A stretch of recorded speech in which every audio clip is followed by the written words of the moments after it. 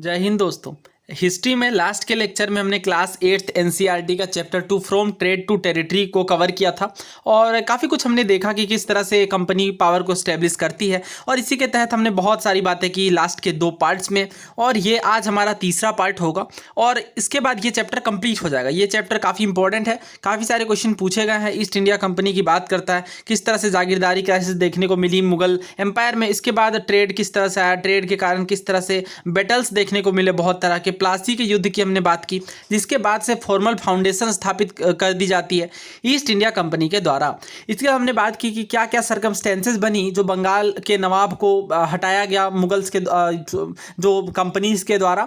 और इसके बाद हमने ये भी बातें की कि किस तरह से बक्सर के युद्ध के बाद जो 1764 में हुआ, उसके बाद इलाहाबाद की संधि हुई, इलाहाबाद की संधि के बाद जो मुगल किंग है इनफैक्ट उसे भी हरा दिया गया था। तो इस तरह से संधि के बाद और भी पावर कॉन्सोलिडेट कर ली गई ईस्ट इंडिया कंपनी के द्वारा।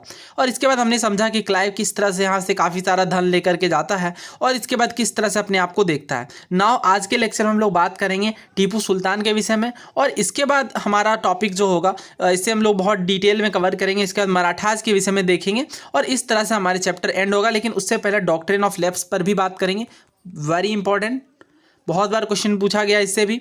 और इस तरह से हम लोग एक ब्रीफ टाइम पीरियड में देखेंगे और यहाँ पे कुछ टर्म्स भी देखना है। न्यू एडमिनिस्ट्रेशन पर बात करेंगे, किस तरह से 1858 के बाद जब गवर्नमेंट ऑफ इंडिया एक्ट आ जाती है तो किस तरह से एक न्यू एडमिनिस्ट्रेशन स्थापित हो जाता है, कंपनी की आर्मीज कैसी होती है और इसके बाद हम लोग कंक्लूजन पर पहुँचेंगे। दोस्तों टीपू सुल्तान के विषय में आपको पता होगा, मैसूर के शेर के नाम से जाने जाते हैं, द टाइगर ऑफ मैसूर। और ईस्ट इंडिया कंपनी रिजोर्ट करती है डायरेक्ट मिलिट्री कॉन्फ्रंटेशन को जब वो एक अपने किसी भी अभी अपने पॉलिटिकल और इकोनॉमिक इंटरेस्ट में किसी भी प्रकार का खतरा देखती है तो डायरेक्ट कन्फ्रंटेशन यानी आमना सामना देखने को मिलता है। और ये हम लोग देख सकते हैं मैसूर के केस में। दोस्तों मैसूर पावर में आता है हैदर अली के टाइम पे और हैदर अली का अगर आप टाइम पीरियड जो रूलिंग पीरियड है वो देखें तो 1761 से 1782 तक देखने को मिलता है। और टीपू सुल्तान के विषय में बात की जा रही है, मैसूर के शेर 1782 से 1799 तक ये रूल करते हैं। मैसूर देखिए एक प्रॉफिटेबल ट्रेड रूट को कंट्रोल करता है जो कि मालाबार कोस्ट से होकर के गुजरता है, जहाँ पे कंपनी के द्वारा जो परचेज किया जाता है पेपर कार्डेमम ये सारी चीज़ें, तो एक बहुत इंपॉर्टेंट कोस्टल एरिया है। और इसके अलावा अगर आप देखें तो 1785 में Tipu Sultan stopped the export of sandalwood, paper and cardamom through the ports of his kingdom and disallowed local merchant from trading with the company। तो बेसिकली यहाँ पे इंटरफेरेंस देखने को मिल रहा है 1785 में टीपू सुल्तान के द्वारा जो सैंडलवुड हो गए, जो चंदन की लकड़ियाँ हो गई, पेपर हो गए, कार्डेमम हो गए, ये चीज़ें जो कि पोर्ट के थ्रू उनके किंगडम में पहुँच रही थी उन चीज़ों को स्टॉप किया गया, उनके एक्सपोर्ट को स्टॉप किया गया। और जो लोकल मर्चेंट थे वहाँ के उन्हें जो इजाज़त दी गई थी और वैसा कह दिया गया कि अब आपको कंपनी के साथ ट्रेड नहीं करना है, उन्हें डिसअलाउ कर दिया गया। दोस्तों सबसे खास बात जो यहाँ पे देखने को मिलती है टीपू सुल्तान के टाइम पे कि उन्होंने काफ़ी इंपॉर्टेंट टाइज स्टेब्लिश किया जाता है फ्रेंच के द्वारा और बेसिकली आर्मी को मॉडर्नाइज करने में फ्रेंच काफ़ी हेल्प करती है। और जो सबसे ज़रूरी बात आपको यहाँ पे ये समझनी है कि ब्रिटिशर्स नहीं चाह रहे थे कि किसी भी European power other than britisher के अलावा किसी भी यूरोपियन पावर के साथ कोई भी इंडियन किंगडम अपना संबंध रखे, क्योंकि डेफिनेटली ये उनके पावर को अंडरमाइन करेगा। और इनफैक्ट जब आप सब्सिडी अलायंस के विषय में समझेंगे, देखिए सब्सिडी अलायंस पर मैंने ऑलरेडी वीडियो बना दी, ये बात मैंने आपको बता दी है, उम्मीद है कि आपने वो वीडियो जरूर देख ली होगी। तो सब्सिडी अलायंस में मैंने आपको बताया था कि किस तरह से सब्सिडी अलायंस के एक जो प्रमुख बात थी, जो एक प्रमुख शर्त थी कि यहाँ पे जो भी इंडियन रूलर उससे साइन करेंगे उन्हें अपनी परमानेंट आर्मी स्टेशन नहीं करनी होगी, उनके जो आर्मीज होंगी वो ब्रिटिश आर्मी रखे जाएंगे। लेकिन जो सबसे ज़रूरी बात थी कि किसी भी प्रकार की जो टाइज है अदर यूरोपियन कंपनीज के द्वारा वो सारे खत्म करने पड़ेंगे। तो बेसिकली कहीं ना कहीं ब्रिटिशर्स को इस बात का खतरा था कि अगर यहाँ पे जो लोकल रूलर हैं, जो लोकल किंगडम है, वो अगर किसी अन्य यूरोपियन शक्तियों के साथ अपना संबंध बना लेते हैं तो उनकी पावर को खतरा है, ब्रिटिशर्स को खतरा है, राइट। ये बात बहुत ऑब्वियस है और यही रीज़न भी है। जब आप देखेंगे तो जो नेपोलियन का जब बहुत ज़्यादा राइज हो जाता है तो उस टाइम पे भी वेलेस्ली को काफ़ी खतरा समझ में आता है। ये इन चीज़ों पर भी हम लोग बात करेंगे। तो दोस्तों यहाँ पे एंग्लो मैसूर काफ़ी वॉर देखने को मिलते हैं और लास्ट में बैटल ऑफ सेरिंगपट्टनम की बात की जा रही है। और बैटल ऑफ सेरिंगपट्टनम के बाद फाइनली ईस्ट इंडिया कंपनी जीत जाती है। Tipu Sultan was killed defending his capital Seringapatam और ये होता है बैटल ऑफ सेरिंगपट्टनम के बाद। ओके, और उसके बाद मैसूर जो है वो जो उडियार डायनेस्टी जो पहले राज करी थी उन्हीं के हाथों में डाल दिया जाता है वापस से और इस तरह से जो सब्सिडी अलायंस है उसे इम्पोज कर दिया जाता है। तो कहीं ना कहीं आपको सब्सिडी अलायंस को समझना पड़ेगा। इन चीज़ों को अच्छे से समझने के लिए तो मैं डिस्क्रिप्शन बॉक्स में लिंक दे दूंगा, इसके अलावा आप हिस्ट्री के प्लेलिस्ट में भी जाकर के देख सकते हैं। दोस्तों एनसीईआरटी के बॉक्सेस भी इंपॉर्टेंट होते हैं। तो यहाँ पे आप देख सकते हैं द लीजेंड ऑफ टीपू में बताया गया कि किस तरह से उन्हें मैसूर के शेर के नाम से जाना जाता है। बताया जा रहा है 1782 की बात है, ये मैसूर में रूल कर रहे होते हैं और माना जाता है कि एक बार ये हंटिंग के लिए फॉरेस्ट में जाते हैं अपने फ्रेंच फ्रेंड के साथ। तो यहाँ पे ये फेस टू फेस होते हैं टाइगर के साथ। अब उनका गन वर्क नहीं करता और जो इनका डैगर है वो भी ग्राउंड में फेल कर जाता है। तो फिर ये टाइगर से अनआर्म्ड बैटल करते हैं, यानी बिना किसी हथियार के बैटल करते हैं और इसके बाद finally he was able to kill the tiger in the battle और इस तरह से उन्हें टाइगर ऑफ मैसूर का दर्जा दिया जाता है। इस फिगर में आप देख सकते हैं टीपूस के टॉय टाइगर की बात की गई है और ये एक पिक्चर है जो कि बिग मैकेनिकल टॉय को दिखाता है जो कि टीपू सुल्तान के पास था। यहाँ पे आप एक टाइगर देख सकते हैं जो कि यूरोपियन सोल्जर को मोल कर रहा है। When its handle was turn the toy tiger roared and the soldier shriek. तो इस तरह से ये टॉय टाइगर है वो दिखाता है कि किस तरह से ये ब्रिटिशर्स के खिलाफ थे और आज की डेट में ये Victoria and Albert museum London में रखा गया है। दोस्तों यहाँ पे एक और फिगर दी गई है, फिगर 9। इस फिगर को आप देख सकते हैं। यहाँ पे बताया जा रहा है कि कॉर्नवालिस के द्वारा जो टीपू सुल्तान है उनके सन्स को एज अ होस्टेज के रूप में ले जाया जा रहा है और ये पेंटिंग की गई है डैनियल ऑर्मे के द्वारा।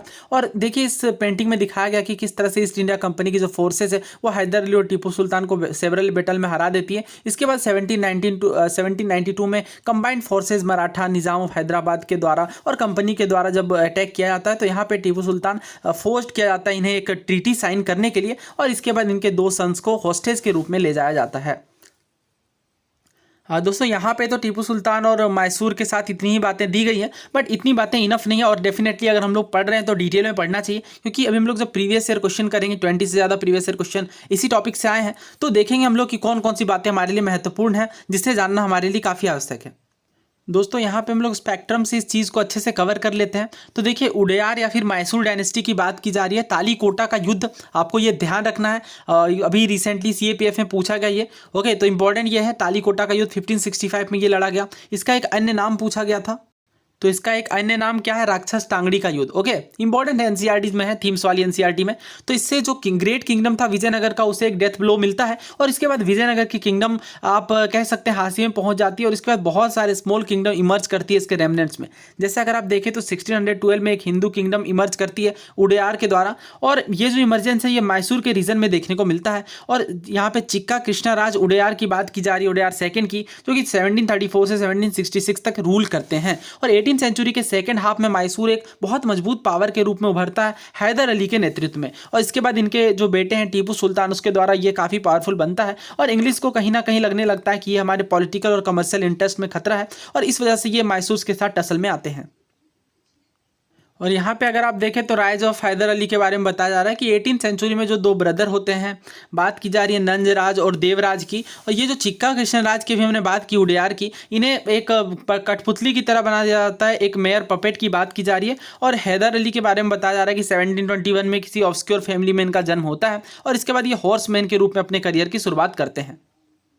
दोस्तों हैदर अली यूँ तो अनएजुकेटेड होते हैं बट इनका एक कीन इंटरेस्ट होता है और इस तरह से यहाँ पे अगर आप देखें तो बहुत सारी चीज़ें, क्योंकि मराठाज के साथ बराबर टसल देखने को मिलता है निज़ाम्स का, तो इस वजह से मैसूर की जो टेरिटरी है उनमें हैवी फाइनेंशियल लॉसेस देखने को मिलते हैं और ज़रूरत होती है एक हाई स्किल्ड लीडर की। तो यहाँ पे उभर करके आते हैं हैदर अली और ये नीड को फुलफिल करते हैं और डी फैक्टो रूलर बनते हैं वहाँ के। इसके बाद चीज़ें सही रूप में चलने लगती हैं, इफेक्टिव आर्टिलरी और जो भी फ्रेंच ट्रेंड निज़ामी आर्मी, यहाँ पे आप देख सकते हैं फ्रेंच के द्वारा काफ़ी सारी ट्रेनिंग दी जा रही थी। इसके अलावा यहाँ पे अगर आप देखें तो फ्रेंच की हेल्प से ये एक फैक्ट्री स्थापित करते हैं डिंडीगुल में, जो कि आज के डेट में तमिलनाडु में है। ये भी क्वेश्चन पूछा जाता है डिंडीगुल कहाँ पे, तो ये आपको ध्यान रखना है। और इसके अलावा जो वेस्टर्न मेथड ऑफ ट्रेनिंग का ये यूज़ करते हैं और इस तरह से काफ़ी सारी चीज़ें यहाँ पे सिखाई जाती है और मैसूर के किंगडम को एक मजबूत किंगडम के रूप में लाया जाता है। दोस्तों अगर आप यहाँ पे देखें फर्स्ट एंग्लो मैसूर वॉर की परिघटना के पीछे का बैकग्राउंड, तो आप समझ जाएंगे कि बंगाल में काफ़ी इजी सक्सेस मिल गई थी, तो इस वजह से ईस्ट इंडिया कंपनी काफ़ी ज़्यादा मोरल बूस्ट उन्हें हुआ था, उनका कॉन्फिडेंस काफ़ी ज़्यादा बढ़ गया था। तो निज़ाम ऑफ हैदराबाद के साथ 1766 में एक ट्रीटी करते हैं ताकि जो नॉर्दर्न सरकार है उनसे वो परसुएड कर सकें और इसके बदले में उन्होंने कहा कि हम आपको प्रोटेक्ट करेंगे हैदर अली के अटैक से। ठीक है, तो बेसिकली वही जो परसुएशन वाला गेम है वही चल रहा था और हैदर अली ऑलरेडी है territorial dispute with the Nawab of Arcot and differences with the Marathas. तो इस वजह से देखिए आपस में वही बात है ना कि मराठाज और जो साउथ के किंगडम है, जैसे अभी हम लोग बात करें मैसूर की, तो इनके बीच टसल चल रहा है। इसके अलावा यहाँ पे आप देखें नवाब ऑफ आरकोट के साथ भी डिस्प्यूटेज देखने को मिल रहे हैं, तो इस वजह से ब्रिटिशर्स को अपॉर्चुनिटी और ज़्यादा मिल रही थी। तो यहाँ पे निज़ाम मराठाज और English allied together against Hyder Ali. तो हैदर अली के खिलाफ ये तीनों एक हो जाते हैं, निज़ाम, मराठा और English. Hyder acted with considerable tact and diplomatic skill. तो यहाँ पे भी डिप्लोमेटिक स्किल दिखाई जाती है हैदर अली के द्वारा। और ये क्या करते हैं, he paid the Marathas to turn them neutral and promising to share conquered territories with the Nizam. तो यहाँ पे कहा जाता है हैदर अली के द्वारा कि मराठाज के साथ हम जो टेरिटरीज एक्वायर करेंगे वो मराठाज को कहते हैं कि आप इस युद्ध में न्यूट्रल रहिए और इसके बाद जो टेरिटरीज कनकर की जाएंगी वो शेयर भी की जाएंगी। तो इस तरह से वो निज़ाम को अपने एलाय में भी कन्वर्ट करते हैं। और इसके बाद फिर वो finally he then join the Nizam to attack the Nawab Arcot. तो उसके बाद वो निज़ाम को ज्वाइन करते हैं ताकि आरकोट के नवाब को अटैक किया जा सके।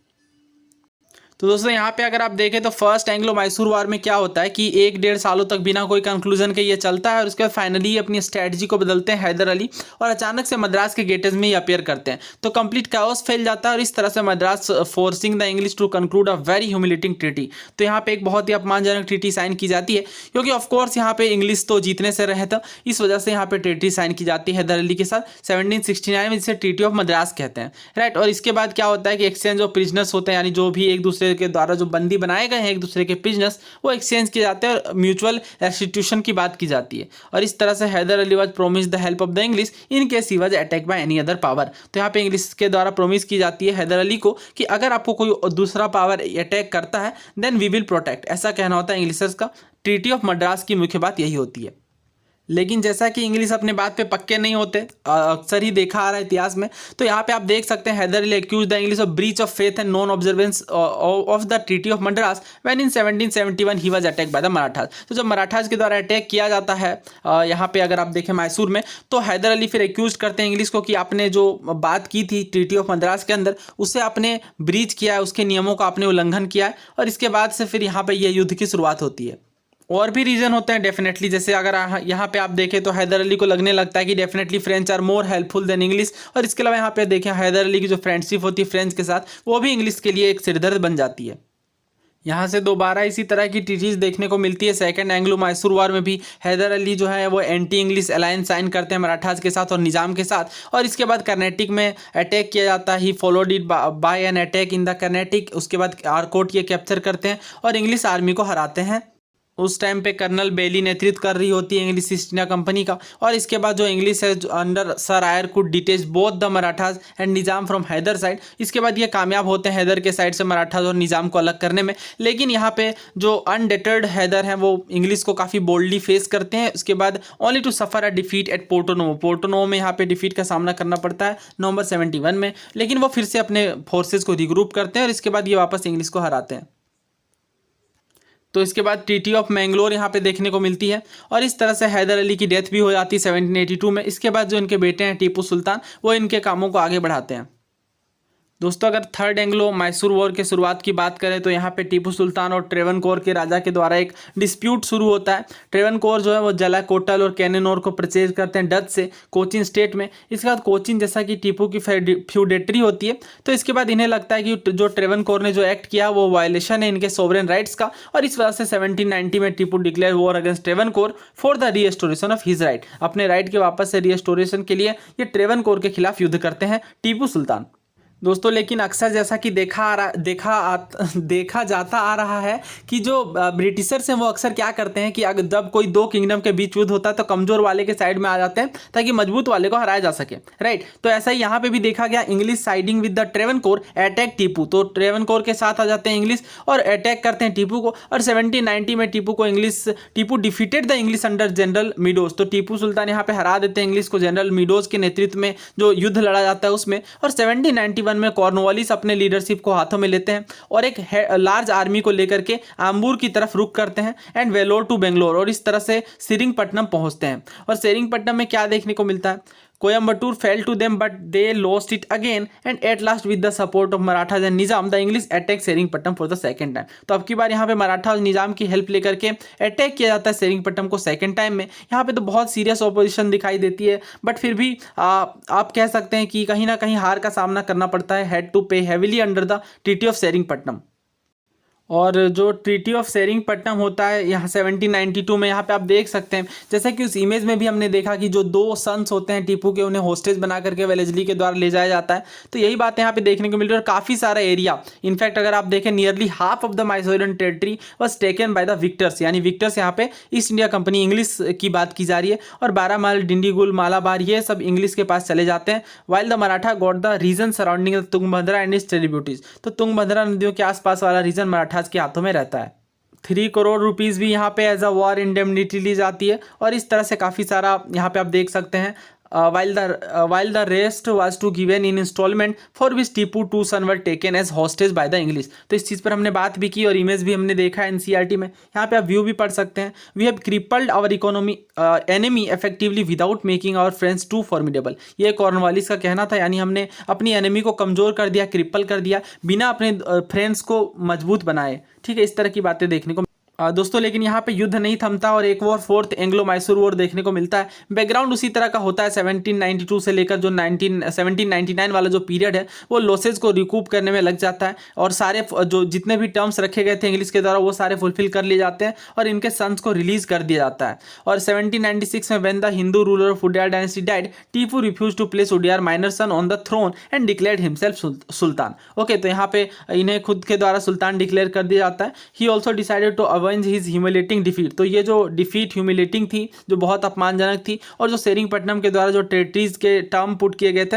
इन सभी चीज़ों का अवेंज लेने के लिए भी प्रयास किया गया। और 1798 में लॉर्ड वेलेस्ली का टाइम पीरियड खत्म हो जाता है और जॉन सोर आ जाते हैं न्यू गवर्नर जनरल के रूप में। और यहाँ पे अगर आप देखें तो जो वेलेस्ली उन्हें बिल्कुल भी अच्छा नहीं लगता कि टीपू की जो फ्रेंडशिप बढ़ती जा रही फ्रेंच के साथ, इन चीज़ों को देख करके। और जैसा कि मैंने आपको ऑलरेडी बता भी दिया कि इंग्लिश बिल्कुल इस चीज़ के खिलाफ थे कि कोई भी अदर यूरोपियन पावर किसी भी जो किंगडम है, रीजनल किंगडम, उसके साथ हाथ मिलाए। तो यही बातें देखने को मिलती हैं और इस वजह से चार्जशीट दायर की जाती है टीपू सुल्तान के खिलाफ और कहा जाता है कि आप इंग्लिश के खिलाफ कोई साजिश रच रहे हैं, like he was plotting against the English. इस तरह के बेबुनियादी बातें भी देखने को मिलती हैं। और इसके बाद डेफिनेटली यहाँ पे अगर आप देखें तो सेटिस्फेक्शन नहीं होते वेलेस्ली, और यहाँ पे कहा जाता है कि नहीं, आपने इस चीज़ को वॉयलेट तो किया है। और फाइनली 1799 में ये युद्ध शुरू होता है अप्रैल में और मई में ये खत्म हो जाता है। सेरिंगपट्टनम फॉल कर जाती है ब्रिटिशर्स के पास। Tipu was defeated first by general Stuart and then by general Harris, तो जनरल स्टुअर्ट के बाद पहले हराया जाता है, फिर हैरिस के द्वारा। और आर्थर वेलेस्ली जो कि लॉर्ड वेलेस्ली के भाई हैं, ये भी इस युद्ध में भाग लेते हैं। ठीक है, ये आपको ध्यान रखना है, 2 वेलेस्ली है यहाँ पे, एक आर्थर वेलेस्ली भी है। ये भी क्वेश्चन एक बार सिविल सर्विस में पूछा गया स्टेटमेंट के बेसिस पे, उसे भी हम लोग कर लेंगे। ओके, और यहाँ पे मराठास को प्रोमिस किया जाता है हाफ ऑफ द टेरिटरीज की बात की जाती है कि जो आधी टेरिटरी है टीपू की वो दे दी जाएंगी। And Nizam had already sign the subsidy alliance, और जो निज़ाम होते हैं वो तो ऑलरेडी सब्सिडी अलायंस साइन कर चुके होते हैं। तो ये सारी बातें हमने कर ली। टीपू सुल्तान बहुत ही ब्रेवली फाइट करते हैं और ये मर्टर्ड होते हैं इस तरह से, और ये चीज़ें काफ़ी इंपॉर्टेंट है आपके लिए। आई नो ये चीज़ें थोड़ी लिटिल बिट लेंदी हो गई, बट कोई नहीं। तो यहाँ से अब हम लोग प्रीवियस ईयर क्वेश्चन करेंगे। देखिए यहाँ पे आपसे पूछा जा रहा है कौन सा स्टेटमेंट करेक्ट नहीं है। ये सिविल सर्विसेज 2003 का क्वेश्चन है। पहले स्टेटमेंट में कहा जा रहा है अली मर्दान खान ने इंट्रोड्यूस किया रेवेन्यू फार्मिंग को बंगाल में। दूसरे में कहा जा रहा है महाराजा रंजीत सिंह ने मॉडर्न फैक्ट्रीज को सेटअप किया ताकि कैनन्स बनाए जा सके लाहौर में। तीसरे में कहा जा रहा है Sawai Raja Jai Singh of Amber had Euclid elements of geometry translated into Sanskrit. और चौथे में कहा जा रहा है Sultan Tipu of Mysore gave money to the construction of idol of goddess Sharada in Sringeri temple. दोस्तों यहाँ पे जब आप पढ़ेंगे टीपू सुल्तान के एस्टीमेट के बारे में स्पेक्ट्रम में ही, तो बहुत सारी बातें आपको देखने को मिलेंगी। He was a very well educated man, जो कि बहुत ही अच्छे से अरेबिक, पर्सियन और भी बहुत सारी भाषाएं में ये वेल वर्स थे। इसके अलावा यहाँ पे और भी बातें अगर आप समझे तो इंडिया में रॉकेट टेक्नोलॉजी के ये पायोनियर माने जाते हैं। इसके बाद सेरीकल्चर और भी बहुत सारी चीज़ें मैसूर स्टेट में ये इंट्रोड्यूस करते हैं। इसके अलावा अगर आप देखें तो जैकोबिन क्लब की जो स्थापना है वो भी की जाती है सेरिंगपट्टनम में, और ट्री ऑफ लिबर्टी भी लगाई जाती है सेरिंगपट्टनम में। ठीक है, ये बातें बहुत ज़्यादा इंपॉर्टेंट है जो मैंने आपको बताई। इनसे भी क्वेश्चन काफ़ी बार बनते हैं कि ट्री ऑफ लिबर्टी सेरिंगपट्टनम में किन के द्वारा लगाई जाती है, तो ये चीज़ें आपको ध्यान रखनी है। और इसके अलावा यहाँ पे अगर आप पढ़ें तो he sanction fund for the repair of Sringeri temple and installation of the idol of goddess Sharada. तो ये जो आइडल है वो डैमेज हो गया था मराठा रेड के दौरान, तो इसके लिए यहाँ पे जो सैंक्शन है फंड वो भी किए जाते हैं। तो यहाँ पे सारी बातें सही आपको देखने को मिलेंगी, सिर्फ ए यहाँ पे गलत है। अली मर्दान खान ने नहीं, बल्कि इसकी हमने बात भी की है। I think yes of course class 7th की एनसीईआरटी का लास्ट चैप्टर आप जा करके देखिए, वहाँ पे ये मैंने आपको बताया है कि जो रेवेन्यू फार्मिंग है जिसे इजारेदारी कहा जा रहा है, जो कि बिडिंग के द्वारा तय किया जाता था, ये अली मर्दान खान के द्वारा नहीं बल्कि मुर्शिद कुली खान के द्वारा, जो कि फाउंडर भी आप कह सकते हैं बंगाल स्टेट के, उनके द्वारा स्टार्ट किया जाता है। तो फर्स्ट तो यहाँ पे गलत है, नॉट करेक्ट ही पूछा गया था। तो ये मैं आपको दिखा देता हूँ कि हमने कहाँ पे पढ़ा था। देखिए मुर्शिद कुली खान के टाइम पे क्या क्या चीज़ें देखने को मिलती हैं। ये लास्ट चैप्टर है क्लास 7th एनसीईआरटी का, ये मैंने ऑलरेडी आपको पढ़ा दिया पूरा कंप्लीट, प्लेलिस्ट में आप जा करके चेक कर सकते हैं। तो यहीं पे हमने बात की थी कि एक न्यू कलेक्शन ऑफ रेवेन्यू की बात की जा रही, इजारेदारी के प्रैक्टिस की, जो कि सारे जो 18th सेंचुरी में अगर आप देखें तो स्प्रेड आउट हुआ, और इसी में अगर बातें की जा रही थी बिडिंग की, तो ये मैंने आपको बता दिया है। अगला क्वेश्चन देखिए, पूछा जा रहा है कि कौन सा वॉर एंड हुआ ट्रीटी ऑफ मद्रास के बाद। ऑप्शन है हमारे पास first Carnatic war, second Carnatic war, तीसरी ऑप्शन में कहा जा रहा है फर्स्ट मैसूर वॉर या सेकंड मैसूर वॉर। तो देखिए इन चीज़ों के लिए आपको इस तरह से कॉलम बना लेना है। तो एंग्लो फ्रेंच जो कॉन्फ्लिक्ट देखने को मिलती है उसमें 3 तरह के कार्नेटिक वॉर देखने को मिलते हैं, फर्स्ट सेकंड और थर्ड। फर्स्ट में एक्सला चैपेल की संधि होती है, ट्रीटी ऑफ एक्सला चैपेल 1748 में, राइट।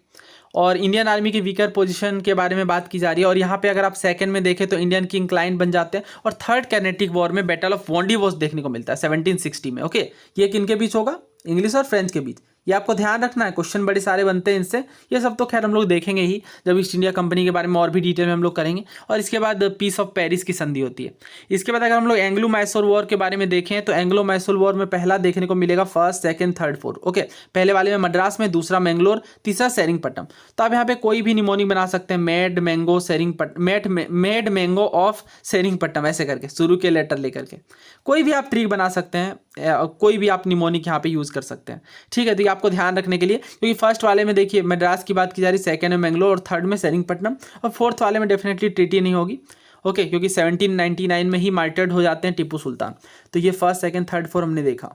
तो ट्रीटी ऑफ मद्रास सबसे पहले हमने देखा, फिर ट्रीटी ऑफ मैंगलोर, राइट, और तीसरे में हमने देखा ट्रीटी ऑफ सेरिंगपट्टम। तो ये कौन सा है? First Anglo Mysore war. तो आंसर क्या आएगा? Option C, right. Kinetic war नहीं, कैनेटिक वॉर की हमने बात की, कैनेटिक वॉर एंग्लो फ्रेंच के बीच है, राइट। यहाँ पे कोई मद्रास की संधि नहीं देखने को मिलती।